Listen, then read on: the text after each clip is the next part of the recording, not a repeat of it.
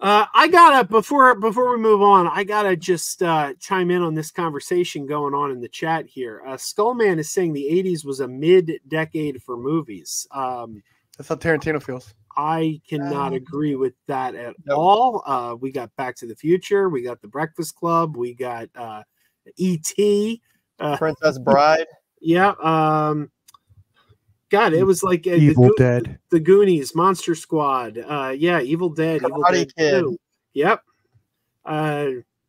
Indiana Jones, Howard the Duck.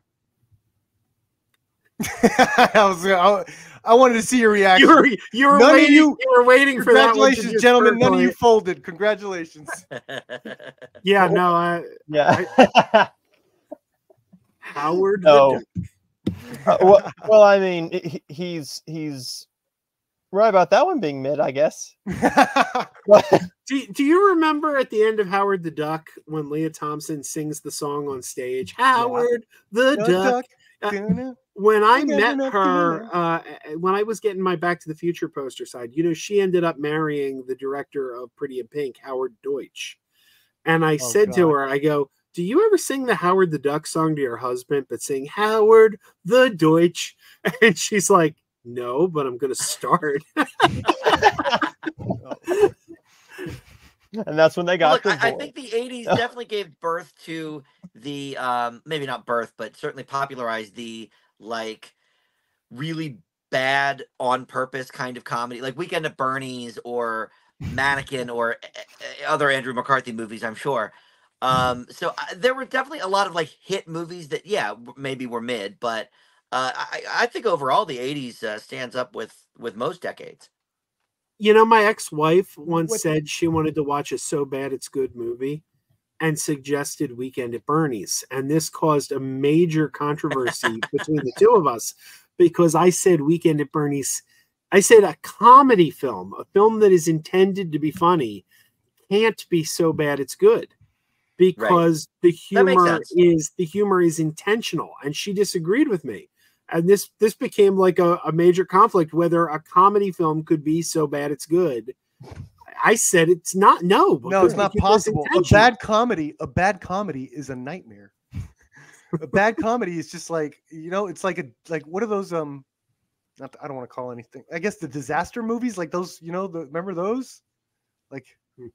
It's like those are bad. Like bad comedy is just bad. It's not. So it's just bad suffering. It's just suffering. Yeah. Now, a bad horror movie, that's a comedy. Good. Yeah. With things like, say, the Velocipaster and stuff like that. Yeah, those are so bad. They're just big art house masterpieces. Then, man, come on. I love them. But those are designed to be tongue in cheek. Yeah, there's like an irony thing going on. Okay, maybe not originally, but then once you get into the Shark Exorcist and stuff. Slaughterhouse stuff like Slaughterhouse was great though. I love that one. Yeah, that thing with the killer sloth. And I loved it. Before we move on, I wanted to. Man, I just blanked. What was I going to say? Well, let me say this about the 80s. I think one of the things about the 80s is that's where it was the beginning of like blockbusters were kind of taking over. Because you remember in the 70s, like the movies that were making money and like getting nominated for like Best Pictures, those were the hits. Like Alien, maybe that wasn't getting nominated for Best Picture, but like these were like critical and commercial successes, where it's like the 80s you started to see that shift, where in the 90s it's like most blockbusters weren't getting good reviews or anything like that. Like that's where that shift started to happen. And every once in a while in the 80s they had a couple, like Back to the Future's Best Picture, of course, amazing movie, right? But for the most part that started to like disappear. Like Star Wars was nominated for Best Picture, Jaws, like the heavy hitters were also like cinema changers too, like versus like Red Dawn. I don't know. There was something there where that shift started to change. And in the 90s, it was just like Independence Day, Twister, like who cares? Like everything's out there. The critics aren't going to like it, not going to get critical recognition. But audiences do. That's where it happens. Yeah, I can agree with that. Yeah, I mean, when I look back at lists of like the 80s Best Picture nominees or winners, a lot of them never get talked about, because they they were, art house hits or whatever. Yeah. But right, right. Back to the Future, E.T., sure, that makes sense. But something like, The Goonies, or Ghostbusters, huge hits, Yeah. were not Beverly Hills Cop, winning awards. Yeah. Yeah, no, that makes sense.